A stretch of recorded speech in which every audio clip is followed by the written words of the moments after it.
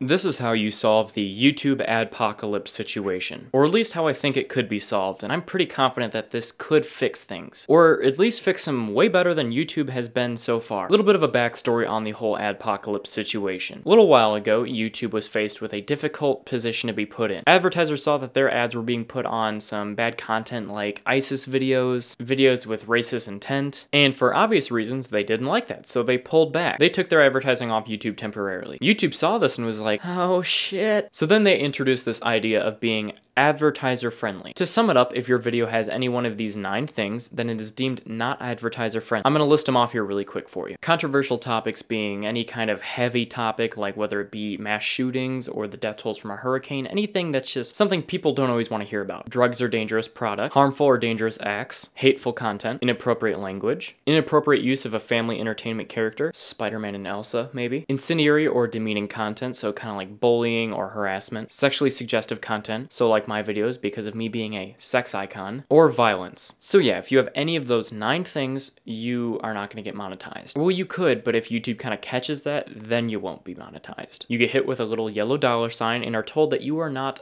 deemed suitable for all advertisers. And that's where the problem is. Notice how on television they've kind of got this whole thing figured out. While I don't like the idea of big media, because I like this whole thing on YouTube and the internet where you've got YouTube and Netflix and Hulu all kind of rising up and taking out old media. But one thing old media did get right was the advertising. Now let me explain. You've got Nickelodeon. Nickelodeon is watched by kids and kids. Then you've got Comedy Central and Adult Swim. They hit a lot of those things that aren't advertiser friendly. But notice how there's commercials on both because they have a tier system. If you want your ads seen on only good family friendly G-rated stuff, then you'll put it on like Nickelodeon or Cartoon Network. But if you really don't have a preference or don't care what your stuff's being put on, then you'll put it on Comedy Central or Adult Swim. That's why I have introduced the tier system with colors. You've got a green tier, a yellow tier, and a red tier. It's easy and everybody loves colors, although someone might have to explain this to Logan Paul. But to dive further in this, let's say you've got your green tier. This is the G-rated content. You don't do anything that's on that list of non-advertiser friendly rules. No swearing, no suggestive content, nothing. Advertisers who want a clean-cut creator to put their stuff on will put it on the green tier. So when you're setting up your monetization, you will put, hey, I'm a green tier creator, and then your videos will be monitored the way that videos are monitored now, where they're looking for stuff like what's on that list. Probably gets better CPMs with this one. Then you've got the yellow tier. Yellow tier is kind of like Comedy Central, where yeah, they'll be swearing, yeah, you'll be talking about sensitive subjects. For example, Philip DeFranco would probably be a yellow tier, even though he's not like a bad content creator. He is